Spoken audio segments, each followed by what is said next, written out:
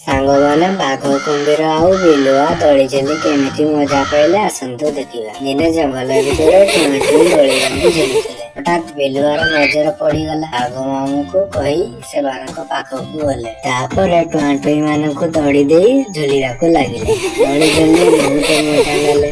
ତାପରେ ବାଘ ମାମୁଁ କହେ, ସବୁଦିନ ଖାଇସାରି ଦୋଳି ଝୁଲିବା। ଟୁଆଁ ଟୁଇଁ ଏକଥା ଶୁଣି ନାହାନ୍ତି ଆଉ ବୁଦ୍ଧି ଉପାୟ କରନ୍ତି। ସାଙ୍ଗମାନେ ସେମାନେ କଣ ବୁଦ୍ଧି କରିବେ ଦେଖିବା ଆଗରୁ ଆମ ଚ୍ୟାନେଲକୁ ସବସ୍କ୍ରାଇବ କରିଦିଅନ୍ତୁ। ବିଲୁଆ ମାନେ ଆସି ଦେଖନ୍ତି ତିନିଟା ଦୋଳି ବନ୍ଧା ହେଇଛି। ତାପରେ ଖୁସିରେ ଝୁଲିବାକୁ ଲାଗନ୍ତି। ହେଲେ ସେମାନଙ୍କୁ କଣ ଜଣା ଅଛି ଯେଉଁଥିରେ ବସିଛନ୍ତି ସେଠାରେ ଲଙ୍କାଗୁଣ୍ଡ ଆଉ ଅଠା ଲଗା ହେଇଛି। ଯେତେବେଳେ ତାଙ୍କ ପଛପଟେ ଜଳିବା ଆରମ୍ଭ ହୁଏ ସାପ ସାହାଯ୍ୟରେ ଡାଳ ଭାଙ୍ଗି ପାଣି ଭିତରକୁ ଡେଇଁ ପଡନ୍ତି।